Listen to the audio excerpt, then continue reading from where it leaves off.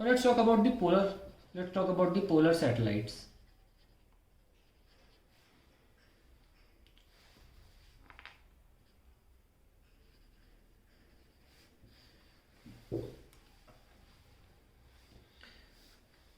These satellites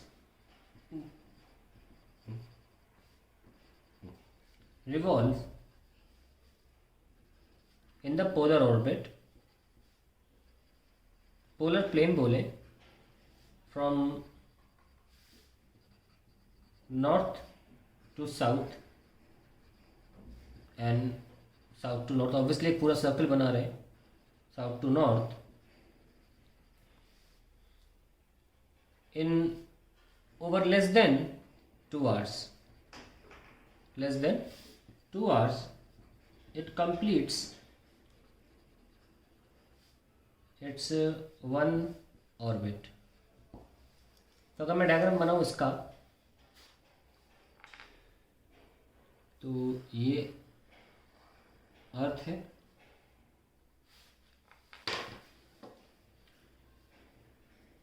ये जियो stationery satellite है, जियो stationery satellite, और ये हमारी पोलर सैटेलाइट बनाने जा रहा हूँ मैं।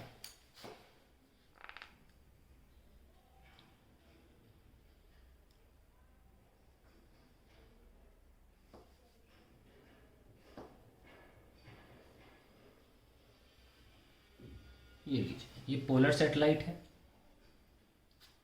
और हमारा ये अर्थ है।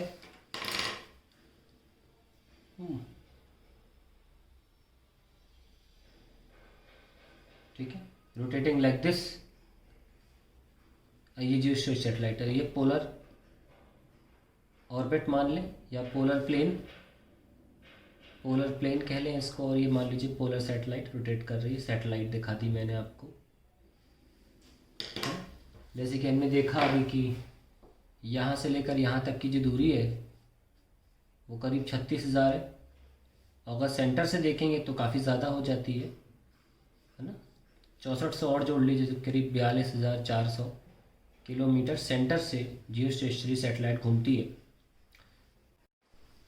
The polar satellite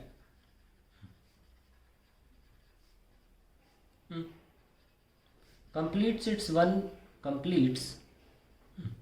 its one revolution in around 1.5 to 2 hours. Hence, approximately it completes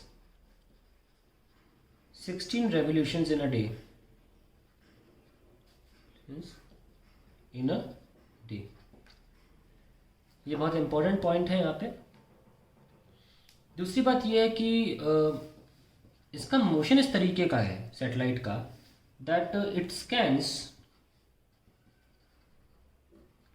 every part of the earth surface every day, हर दिन, क्योंकि ये इस तरीके से रोटेट कर रही होती है और नीचे अर्थ पूरी घूम रही होती है, ऐसे ये ऐसे कर रही होती है, तो अल्टीमेटली ये अर्थ ऐसे कर रही होती है और ये ऐसे पूरी अर्थ स्कैन हो जाती है, पूरी अर्थ।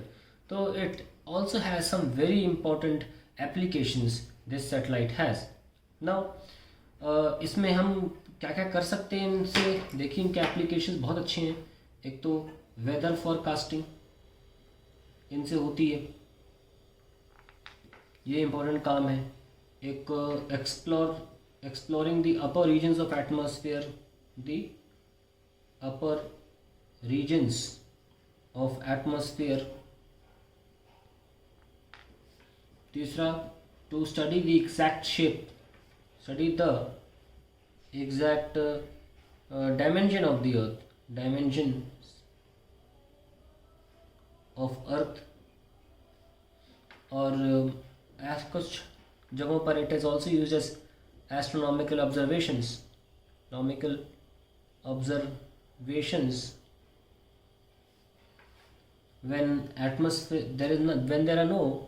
when there are no atmospheric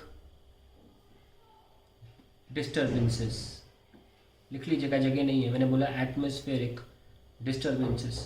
जब तूफान ना हो एटमॉस्फेयर में तब एस्ट्रोनॉमिकल ऑब्जर्वेशंस के लिए भी इनको इस्तेमाल किया जाता है।